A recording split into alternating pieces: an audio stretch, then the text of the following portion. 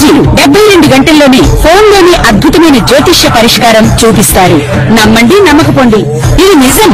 శ్మశాన కాళి రుద్ర చౌడీదేవి ఆరాధకులు నంబర్ 1 వశీకరణ స్పెషలిస్ట్ గురూజీ. మనిషి పుట్టుక నుండి చనిపోయే వరకు వచ్చే అన్ని క్లిష్టమైన సమస్యలకు పరిష్కారం ఇక్కడ లభిస్తుంది. విద్య, ఉద్యోగం, వ్యవహారం, స్త్రీ ప్రేమ, పెళ్లి, సంతానం, స్త్రీ పురుష వశీకరణం, భూవశం, భార్యాభర్తల కలహాలు, కోర్టు సమస్యలు, విడాకుల సమస్యలు, చేతబడి, అప్పుల బాధ, ఇంకా మీకు ఎలాంటి సమస్యలు ఉన్నా 72 గంటల్లోనే శాశ్వత పరిష్కారం చేయబడును. శ్రీమన్మహాగణాధిపతయే నమః. సదానివృక్షస్య మూలాదివాసాత్ సుధాశ్రావణం తిక్తమప్యప్రియంతం తరం కల్ప వృక్షాదికం సాధయంతం నమామీశ్వరం సద్గురుం సాయినాథం. సాయినాథ పరబ్రహ్మణే నమః. విశ్వకర్మ పరబ్రహ్మణే నమః. ప్రతి ఒక్కరికి ప్రస్తుత కాలంలో ఎన్నో రకాలుగా జీవితంలో అభివృద్ధి చెందాలని ప్రయత్నం చేస్తున్న ప్రతి ఒక్కరికి కూడా ఒక ఆశ అనేది జ్యోతిష్ శాస్త్రాన్ని ఆధారం చేసుకొని వారి వారి పేర్లను బట్టి రాసుల ప్రకారం కొన్ని జాతకరీత్యా పరిశీలనలో తెలుసుకొని ఆచరించి ఎంతోమంది సక్సెస్ అయ్యి అద్భుతాలు సృష్టించిన వాళ్ళు ఉన్నారు. కొందరు జాతకంలో ఎదుర్కొంటున్న సమస్యలకు ఇబ్బంది పడుతున్న వారు ఉన్నారు. అటువంటి సందర్భంలో ప్రత్యేకంగా మనకు అమావాస్య, పౌర్ణమి ప్రతి 15 రోజులకు ఎలా అయితే వస్తుందో అదేవిధంగా ఇదే 2025వ సంవత్సరము సెప్టెంబర్ మాసంలో 21, 22 తారీఖుల్లో కేతుగ్రస్త పాక్షిక సూర్యగ్రహణం ఏర్పడుతుంది. గురువుగారు ఇన్నాళ్ళు రాసుల ప్రకారం చెప్తున్నారు కదా, ప్రత్యేకంగా ఈ యొక్క గ్రహణం గురించి చెప్పడంలో మీ యొక్క ఆంతర్యం ఏమిటి అని మీకు సందేహం కలగవచ్చు. తప్పకుండా తెలియజేస్తాను. మనము ప్రతి ఒక్కరం కూడా జీవితంలో సక్సెస్ అవ్వడానికి చేసే ప్రయత్నాలలో కొత్త కొత్త అంశాల కోసం తెలుసుకునే ప్రయత్నం చేస్తూ ఉంటాం. ఇప్పుడున్న పరిస్థితుల్లో ఎన్నో రకాలుగా సక్సెస్ అవ్వడానికి ప్రయత్నం చేస్తూ విఫలమవుతున్న కొందరికి ఈ యొక్క గ్రహణము ఎంతో ఉన్నతమైన అవకాశాలను కల్పించడానికి అవకాశం ఉంది. కొందరి జీవితాల్లో సామాన్యమైన ఫలితాలను ఇస్తుంది. కొందరి జీవితాల్లో ఇబ్బందికరమైన పరిస్థితులను ముందుగా తెలుసుకొని జాగ్రత్త పడడానికి అవకాశం ఉంది.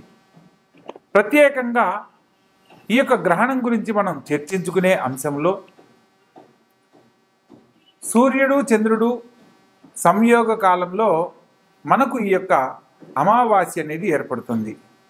ఆ అమావాస్య ఏర్పడే సందర్భంలో రాహుగ్రహం కానీ కేతుగ్రహంతో దగ్గరగా సంచరిస్తున్నప్పుడు ఆయా గ్రహాల సంయోగంలో ఈ యొక్క గ్రహణం ఏర్పడుతుంది. ప్రస్తుత కాలంలో కన్యా రాశిలో ఈ యొక్క గ్రహణం ఏర్పడుతుంది. కేతువు దగ్గరగా ఉండడం వల్ల కేతుగ్రస్త పాక్షిక సూర్యగ్రహణంగా దీన్ని తెలియజేయడం జరుగుతుంది. ఇందులో మనం జరగబోయే మార్పుల గురించి తెలుసుకుందాం. ముందు ఉదాహరణకు 1918లో స్పానిష్ ఫ్లూ అని సెప్టెంబర్లో వచ్చిన గ్రహణం వల్ల కోట్లాది మంది జనం కాలం చేయడం మనం చరిత్రలో తిరగేస్తే తెలుసుకోవచ్చు. అదేవిధంగా 1962లో చైనా యుద్ధం జరిగింది. ఆ యుద్ధంలో కూడా ఎంతోమంది క్షతగాత్రులైన వాళ్ళని మనం గమనించవచ్చు. ఆ తదుపరి 2001లో గుజరాత్లో భూకంపం వచ్చి ఎంతోమంది ప్రాణ నష్టం జరగడాన్ని మనం తెలుసుకోవచ్చు. 2009లో సంపూర్ణ సూర్యగ్రహణం ఏర్పడింది. ఆ సందర్భంలో ఎంతోమంది ఆర్థిక సంక్షోభంతో విలవెల్లాడుతూ ఇబ్బందులు పడిన వాళ్ళని మనం గమనించవచ్చు.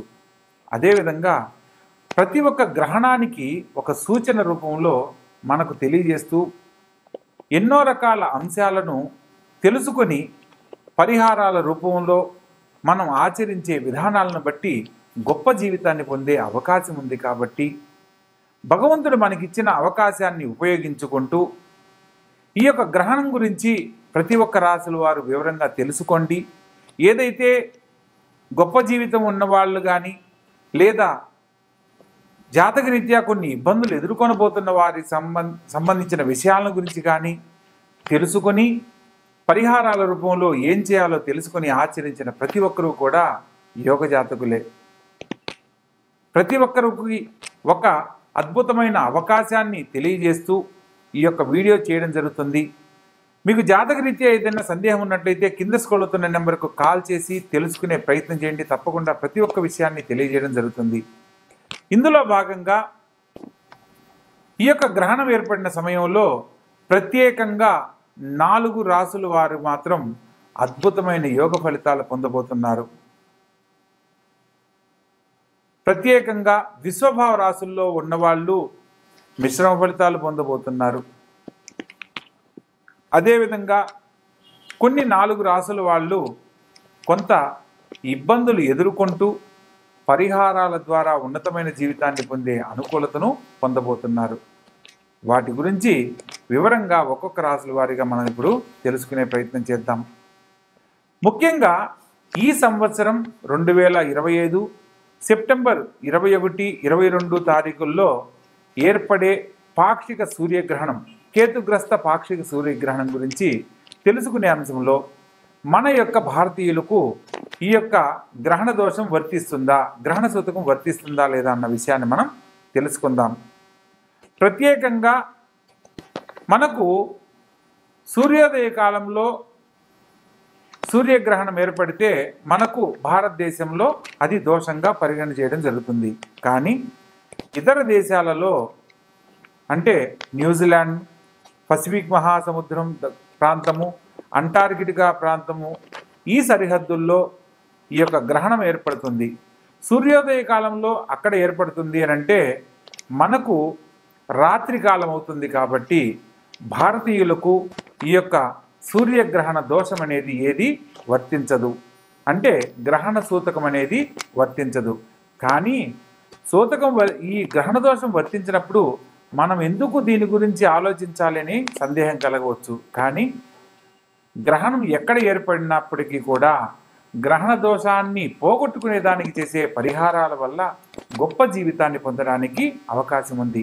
అందులో ప్రత్యేకంగా సూర్యగ్రహ సంచారంలో ఈ యొక్క గ్రహణం ఏర్పడుతుంది. కాబట్టి రవి గ్రహానికి సంబంధించిన నక్షత్రాల వాళ్లకు, రాసుల వాళ్లకు కొంత ఇబ్బందికరమైన పరిస్థితులను ఎదుర్కొంటూ గొప్ప జీవితాన్ని పరిహారాల రూపంలో పొందడానికి అవకాశం ఉంటుంది. ఒక్కొక్క రాశుల వారిగా ఇప్పుడు వివరంగా తెలుసుకునే ప్రయత్నం చేద్దాం. ప్రత్యేకంగా ఉన్నతమైన జీవితాన్ని, భవిష్యత్తు సంబంధించి ఎప్పటి నుంచో ప్రయత్నం చేస్తూ విఫలమవుతున్న వాళ్ళకి ఒక అద్భుతమైన అవకాశంగా ఈ యొక్క గ్రహణ సమయంలో 4 రాశుల వాళ్ళ గురించి మనం ఇప్పుడు చర్చించుకుందాం. అందులో ప్రధానంగా వృషభ రాశి, కర్కాటక రాశి, వృశ్చిక రాశి మరియు మకర రాశి. ఈ యొక్క రాశుల వాళ్లకు అద్భుతమైన యోగ ఫలితాలు పొందబోతున్నారు. ప్రత్యేకంగా ఈ రాశుల్లో పుట్టిన వారికి ఎప్పటి నుంచో ఆగిపోయిన పనులు మళ్ళా తిరిగి ప్రారంభం కాబోతున్నాయి. విదేశీయాన యోగంలో స్థిరపడాలనుకున్న వారికి నూతన అవకాశాలు రాబోతున్నాయి. కోర్టు ద్వారా పరిష్కారం కాని సమస్యలు పరిష్కరించబడుతున్నాయి.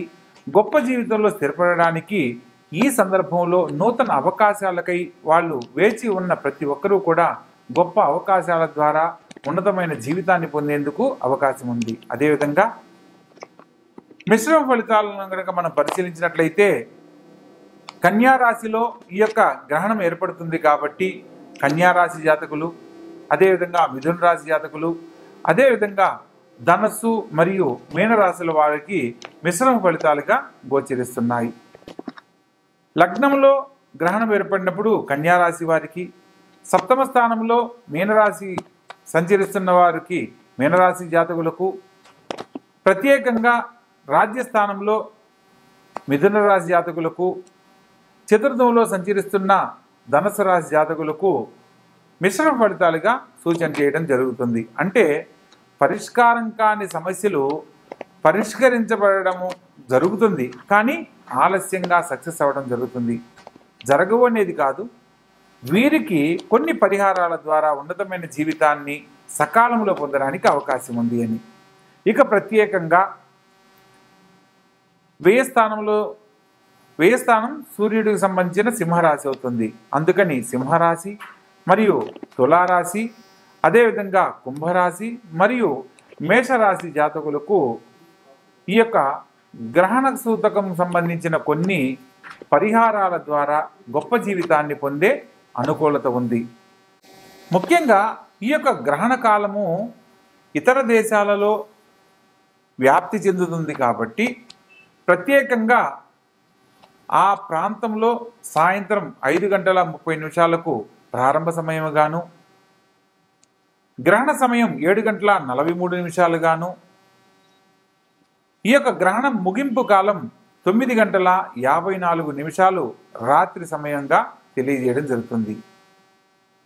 ఆయా ప్రాంతాలకు మన భారతీయ సాంప్రదాయానికి సంబంధించి అక్షాంశ రేఖాంశాలను కనుక పరిశీలించినట్లయితే మనకు ఆ సమయము రాత్రి 10:59 ప్రారంభ కాలంగాను, 21వ తారీఖు రాత్రి 10:59 తర్వాత ఈ యొక్క గ్రహణ సమయము కరెక్ట్గా 22వ తారీఖు 1:13 సూర్యోదయ పూర్వకాలంగాను, తదుపరి 3:23 ముగింపు కాలంగా 22వ తారీఖు నాడు పూర్తవుతుంది.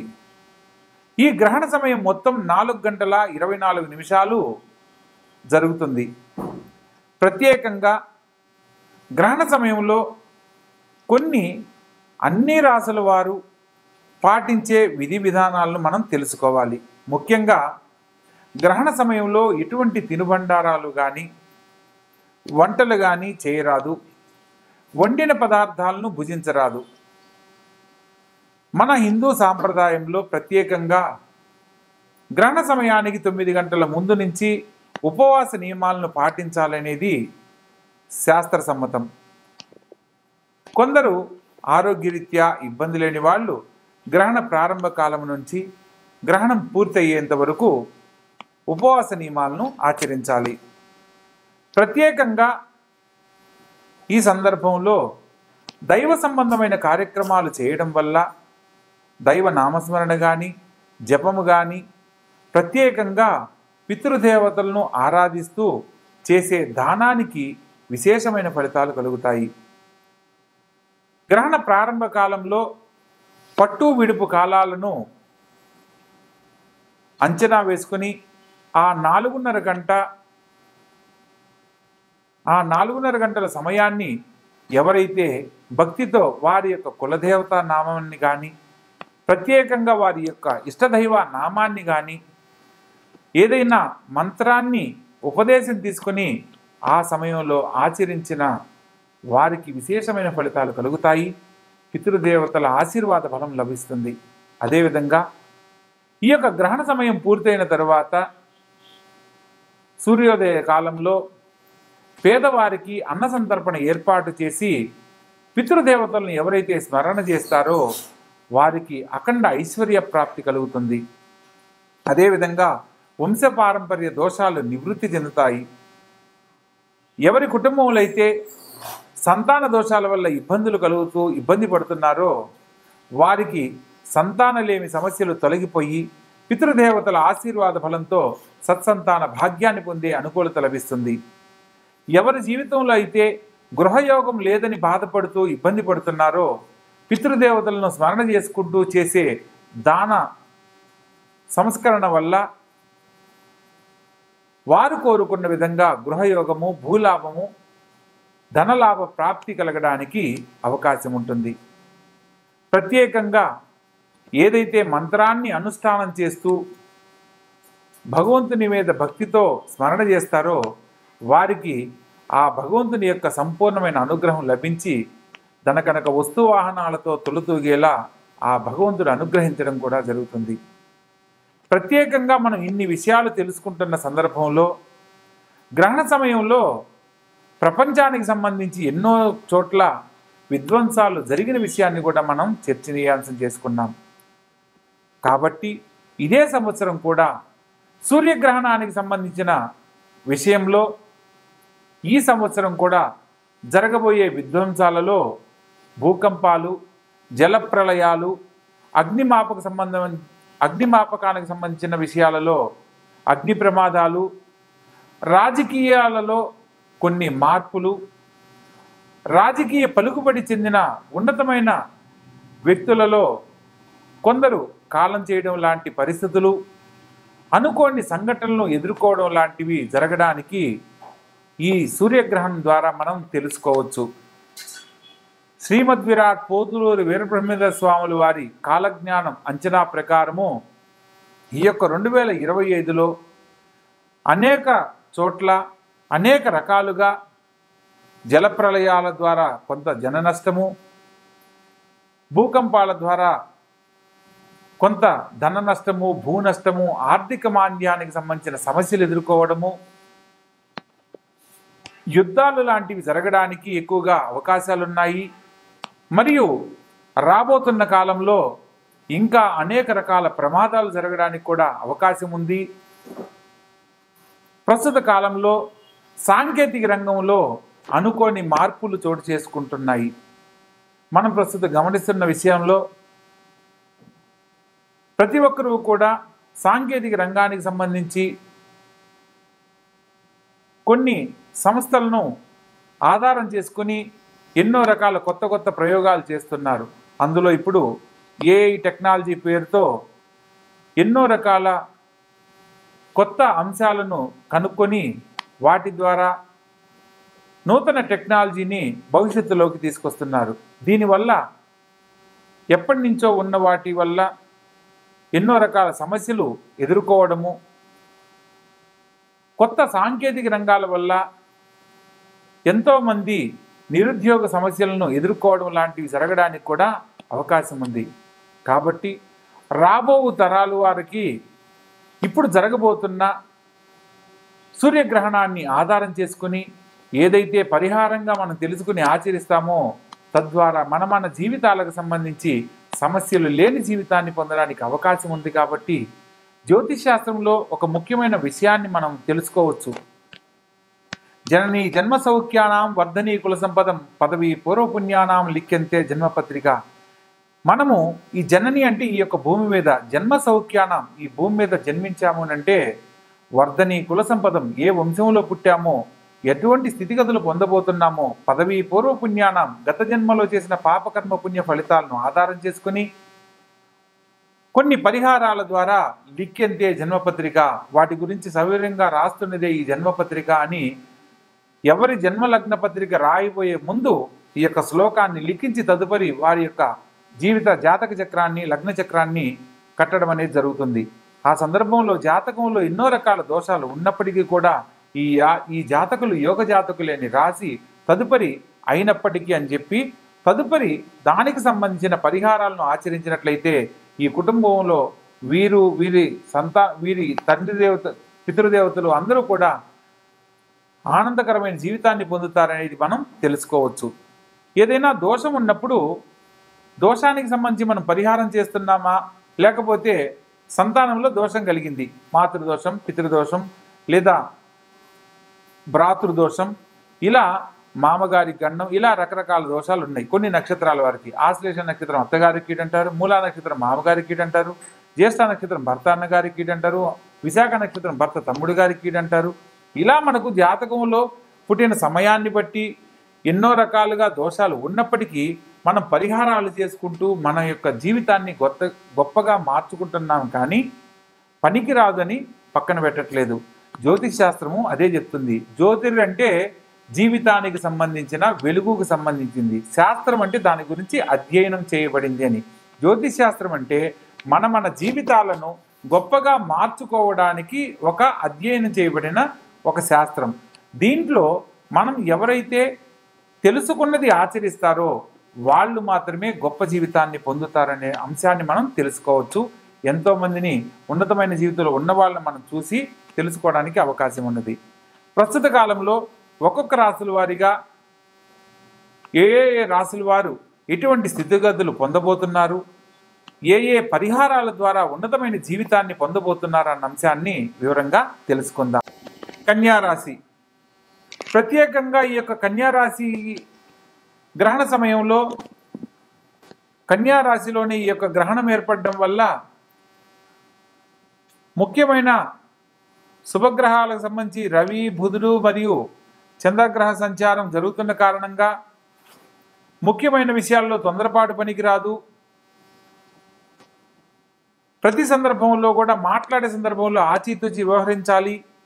ధనస్థానంలో కుజగ్రహ సంచారం చేత తొందరపడి మాట్లాడటము తద్వారా కొంత ఎదుటి వ్యక్తుల ద్వారా కొంత వ్యతిరేకతలు ఎదుర్కోవడం లాంటి పరిస్థితులు ఎదురవుతాయి. ప్రత్యేకంగా ముఖ్యమైన విషయాలలో ఖచ్చితంగా తీసుకునే నిర్ణయాలలో అతి సూక్ష్మ జాగ్రత్త అవసరం అన్న సత్యాన్ని తెలుసుకోవాలి. మీకు తెలిసిన పని అయినప్పటికీ కూడా, నేను ఇది చేయగలను అనే సంకల్ప బలం ఉన్నప్పటికీ కూడా మీరు తీసుకునే నిర్ణయాలలో కొంత ఆలోచించి శాంతంగా తీసుకునే ప్రతి నిర్ణయంలో కూడా విజయాన్ని పొందుతారు అని తెలుసుకోవచ్చు. ప్రత్యేకంగా మీ యొక్క కన్యారాశి జాతకులకు దాంపత్య జీవితానికి సంబంధించిన విషయంలో చాలా జాగ్రత్త పడాలి. కారణం లేకుండానే దాంపత్య జీవితంలో సమస్యలు ఏర్పడే అవకాశం ఉంటుంది. మీ ఇద్దరి మధ్య సమస్యలు ఏదైనా ఉన్నట్లయితే మీరిద్దరే చర్చించుకోవాలి తప్ప మూడవ వ్యక్తికి మాట్లాడే అవకాశం ఇవ్వకూడదు. ప్రత్యేకంగా అలా మూడవ వ్యక్తి వల్ల దాంపత్య జీవితంలో సమస్యలు తలెత్తే అవకాశం ఉంటుంది. జీవిత భాగస్వామి అంటే జీవితకాలము ఒకరినొకరును అర్థం చేసుకుంటూ జీవితాంతం సుఖంగా సంతోషంగా జీవించాలి. కాబట్టి ఎక్కడైనా పొరపాట్లు జరుగుతున్నట్లయితే వాటిని సరిచేసుకుంటూ ముందడుగు వేసుకోవాలి. అలా కాకుండా తొందరపాటు నిర్ణయాలతోటి లేదా నేను భర్తని అనే భావంతో భర్త మాట్లాడినా లేదా నేను కుటుంబానికి సంబంధించి ఎంత బాధ్యత వహించినా నన్ను పట్టించుకోవట్లేదని భార్య మాట్లాడినా అవి వాగ్వివాదాలకు దారితీసే అవకాశం ఉంటుంది. తద్వారా మూడో వ్యక్తులు ఎంటర్ అవ్వడం వల్ల సమస్య పెద్దదయ్యే అవకాశం ఉంటుంది. కాబట్టి దాంపత్య జీవితంలో ప్రతి ఒక్కరూ తగు జాగ్రత్త ఖచ్చితంగా తీసుకొని అటువంటి సందర్భాల్లో గొడవ జరుగుతుందని ముందుగా కనుక గమనించినట్లయితే ఒకరు సంయమనం పాటించడము, శాంతంగా సమస్యను పరిష్కరించుకునే ప్రయత్నం చేయాలి. ప్రత్యేకంగా మిత్రశత్రుత్వాలు ఏర్పడే అవకాశం ఉంటుంది. ఎవరినైతే మీరు మంచిగా నమ్ముతారో వారి వల్ల సమస్యలు తలెత్తే అవకాశం ఉంటుంది. కాబట్టి వీలైనంత వరకు ఎదుటివారికి మీ యొక్క వ్యక్తిగత విషయాలను చర్చనీయాంశం కాకుండా జాగ్రత్త పడండి. కళ్యాణం కాని వాళ్లకు వివాహ జీవితానికి సంబంధించి ఆలస్యంగా శుభవార్తలు వినే అవకాశం లభిస్తుంది. కానీ గురుబలం అనేది అనుకూలంగా ఉండడం వల్ల కొంత ఎప్పుడైతే మీరు అధిక శ్రమతో శ్రమిస్తారో తద్వారా శుభ ఫలితాలు ఆలస్యంగానైనా వినడానికి అవకాశం ఏర్పడుతుంది. ప్రత్యేకంగా అనవసరమైన ఖర్చులు ఎదురవుతాయి. కొన్ని సందర్భాలలో నాకు ఎందుకు ఈ జీవితం, అసలు నాకు ఈ జీవితం అవసరమా, నేను అనుకున్నది జరుగుతుందా కాదా, ఈ పని చేయగలమా లేదా, చేస్తామా వద్దా అనే సందేహాలతో నిబిడీకృతమై ఉంటుంది. కాబట్టి వీలైనంత వరకు లోన్లీగా ఉండడానికి అస్సలు ప్రయత్నించకండి. ఒకవేళ కుటుంబంలో మీరు సమస్యలు ఎదుర్కొంటున్నట్లయితే మీ యొక్క శ్రేయస్సును కోరుకునే వ్యక్తుల దగ్గరకు వెళ్ళడము లేదా దేవాలయ సందర్శనం చేయడము, భగవంతుని ముందు మీ యొక్క సమస్యను చెప్పుకొని పరిష్కారాన్ని పొందే మార్గం ఉంది. కాబట్టి వీలైనంత వరకు మీకు చుట్టూ ఉన్న పరిస్థితులు మిమ్మల్ని ఒంటరితనాన్ని ఏర్పడేలా చేస్తాయి. కాబట్టి వీలైనంత వరకు అవకాశం కల్పించకుండా భగవద్ధ్యానంతో గడపడం ఎంతో శ్రేష్టము.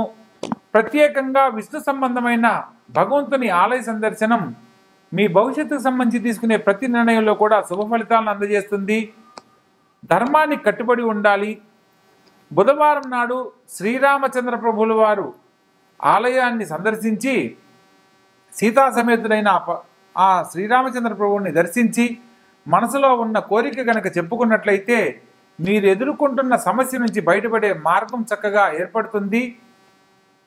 ప్రతి బుధవారం నాడు శ్రీరామచంద్ర ప్రభువుల వారి ఆలయ సందర్శనం చేయండి. ప్రత్యేకంగా రాముల వారిని సీతా సమేతుడైన శ్రీరామచంద్ర ప్రభువుల వారి దర్శనాన్ని చేసిన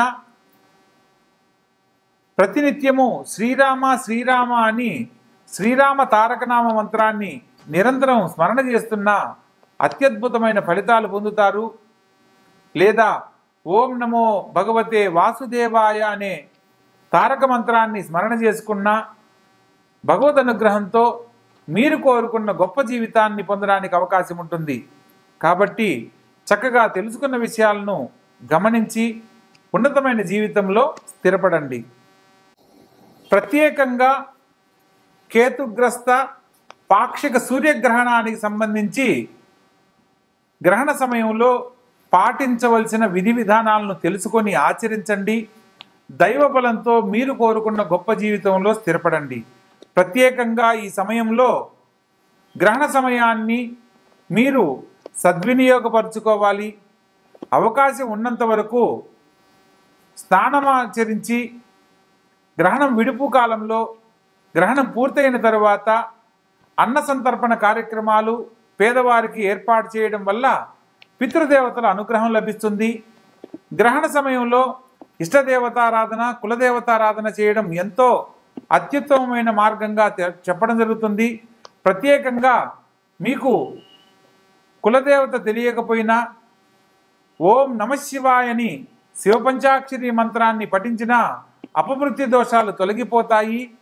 దైవబలంతో అనేక రకాల ఉన్నతమైన జీవితాన్ని పొందడానికి అవకాశాలు ఏర్పడతాయి.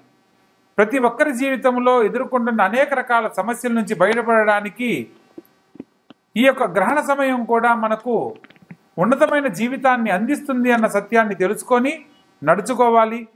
ప్రత్యేకంగా గ్రహణ సమయంలో ఎటువంటి తినుబండారాలు భుజించరాదు. గర్భిణీ స్త్రీలు గ్రహణ సమయంలో బయటికి రాకూడదు. ప్రత్యేకంగా మనకు భారతదేశంలో రాత్రిపూట జరుగుతున్న ఈ యొక్క సూర్యగ్రహణ కారణంగా భారతదేశానికి గ్రహణ సూచన గ్రహణానికి సంబంధించిన సూతకం ఉండనప్పటికీ ఆచరించే విధానాన్ని బట్టి మనకు సత్ఫలితాలు పొందే అవకాశం ఉంది. కాబట్టి ప్రతి ఒక్కరూ ఆచరించండి. ఆనందకరమైన జీవితంలో జీవించండి.